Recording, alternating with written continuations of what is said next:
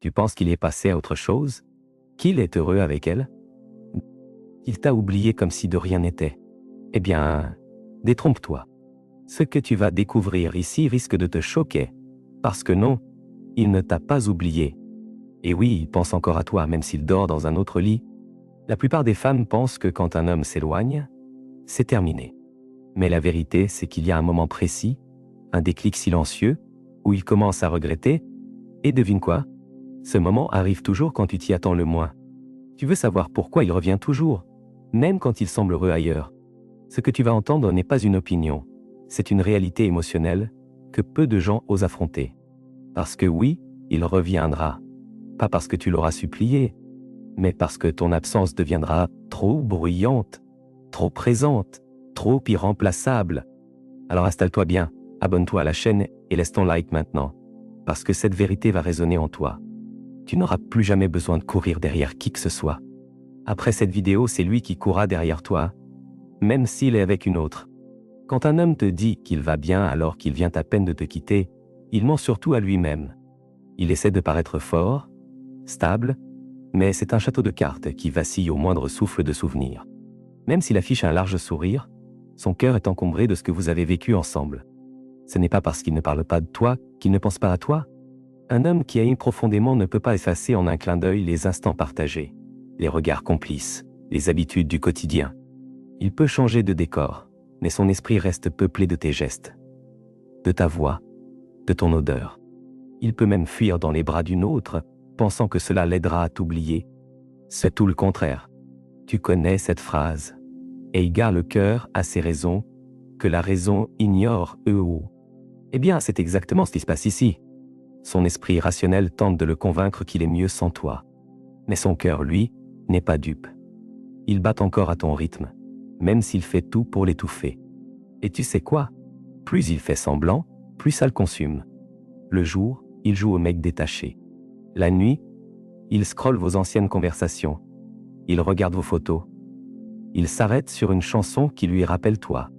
Et pendant que toi tu guéris, lui, il commence juste à réaliser. Ce décalage émotionnel entre hommes et femmes est cruel. Toi tu pleures dès le départ, tu affrontes la douleur. Lui, il nie tout, il évite. Mais quand toi tu reprends ton souffle, lui, il s'effondre. Et c'est à ce moment précis qu'il commence à penser sérieusement à revenir. Un exemple. Prends Julie, 34 ans. Son ex l'a quitté pour une autre, prétendant qu'il était enfin heureux. 2 mois plus tard, il lui écrivait à 3 heures du matin. « Eh gars, tu me manques, oui. » Classique. Ce n'est pas parce qu'il s'est éloigné qu'il a tourné la page. Il fuyait juste sa propre confusion. Ce que tu dois retenir ici, c'est que les apparences sont trompeuses. S'il semble heureux, c'est peut-être juste un rôle. S'il ne te parle pas, c'est peut-être parce qu'il ne saurait pas quoi dire sans tout raviver. Ce silence n'est pas l'oubli, c'est la tempête avant l'éclaircie. Et tu vas voir que plus il nie, plus il se rapproche du moment où il va craquer. Parce qu'il y a des choses qu'on ne peut pas fuir éternellement, surtout quand elles portent ton prénom. Quand un homme commence une nouvelle relation peu de temps après t'avoir quitté, ne te laisse pas berner. Ce n'est pas forcément parce qu'il est passé à autre chose. Très souvent, c'est une façon de combler un vide. Et dans ce vide, il y a ton image, tes mots, ton énergie. Il croit avancer, mais il ne fait que répéter. Et toi, tu restes l'étalon de mesure invisible. Il suffit d'un détail, un rire trop aigu, une façon de parler différente, une manière de cuisiner qui n'a pas ton parfum, et bam, la comparaison surgit. Il ne la fait pas exprès, non, mais elle s'impose à lui. Parce que quand un lien était authentique, tout ce qui vient après semble fade, même s'il ne l'avoue pas, il te cherche en elle. Et ça le trouble, parce qu'il pensait que changer de personne effacerait le passé. Mais il découvre, jour après jour, que certaines sensations ne reviennent pas. Il peut embrasser une autre, mais ne pas ressentir le même frisson. Il peut rire, mais sans profondeur. Il commence alors à se dire « C'était mieux avant ». Tu veux un exemple? Sarah a été quittée sans explication. 3 semaines plus tard, son ex affichait une nouvelle copine sur Instagram. Pourtant, 2 mois après, il l'appelait, confus. « Je pensais que ça allait être pareil, mais ce n'est pas toi, et voilà. » Il avait cherché une copie, et il s'est retrouvé avec un fantôme. Ces comparaisons, elles sont sournoises. Elles apparaissent dans le silence, dans les gestes répétés, dans les anniversaires qui ne sonnent plus pareils. Il se rend compte que ce qu'il avait avec toi ne se remplace pas en un clin d'œil. Et là, il commence à douter, à regretter, à vouloir revenir sur ses pas. Et même s'il essaie de nier cette sensation, elle revient en boucle. Quand on a goûté à quelque chose d'authentique, tout le reste semble superficiel. Et l'être humain est fait pour rechercher ce qu'il a réellement touché. Ce n'est qu'une question de temps avant qu'il admette, même en silence, que tu étais différente. Il ne dira pas tout de suite « tu me manques », mais il commencera à liker tes stories, à répondre à un vieux message, à passer par hasard dans des endroits que tu fréquentes. Ces petits signes, ce sont ces tentatives maladroites de combler ce vide que personne d'autre n'arrive à remplir. Et crois-moi, plus il compare, plus il revient vers toi, dans sa tête d'abord, puis dans ses gestes. Parce qu'un homme peut changer de lit, mais pas de souvenirs. Et les tiens, ils deviennent de plus en plus vivants. Le plus ironique dans tout ça, c'est que c'est souvent quand tu commences à aller mieux que lui commence à se réveiller. Au moment où tu te reconstruis, où tu souris à nouveau sans forcer, lui, il est en pleine tempête. Il croyait t'avoir laissé derrière, mais c'est à cet instant que ton absence devient insupportable. Curieux, non? C'est comme si l'univers jouait avec le timing. Quand tu étais disponible, il faisait semblant d'être fort. Maintenant que tu n'attends plus, il commence à se rappeler de chaque détail. Tes manies, tes fous rires, même ta façon de lui dire bonsoir, tout ce qu'il prenait pour acquis devient soudain sacré. Tu veux savoir pourquoi? Parce que l'être humain ne valorise souvent que ce qu'il a perdu. Et les hommes en particulier mettent du temps à connecter les émotions profondes. Ils peuvent sembler détachés, mais leur mémoire affective est redoutable. Un parfum, une chanson, un lieu, et tout remonte. Regarde Léa par exemple. Elle avait tourné la page, changé de style, repris sa vie en main. C'est pile à ce moment-là que son ex a recommencé à envoyer des messages.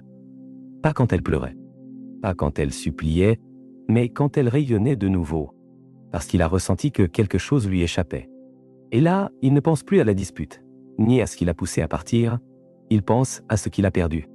C'est la mémoire sélective du cœur. Elle filtre la douleur pour ne garder que les moments doux. Et toi, tu deviens cette image floue mais précieuse, celle qu'il aurait dû chérir davantage. Tu vois, il ne suffit pas d'être présente pour marquer un homme. Il faut surtout briller dans son absence. Et c'est ce que tu es en train de faire, sans même le vouloir. Chaque pas que tu fais vers toi-même le renvoie à ce qu'il n'a pas su protéger. Et ce rappel le hante plus que tu ne peux l'imaginer. Alors ne sois pas surprise s'il réapparaît soudainement, avec un prétexte banal. Je passais par là où j'ai pensé à toi en entendant cette chanson. Ce ne sont jamais des hasards. C'est la nostalgie qui frappe à sa porte et le pousse à revenir vers la seule femme qui a su toucher son âme.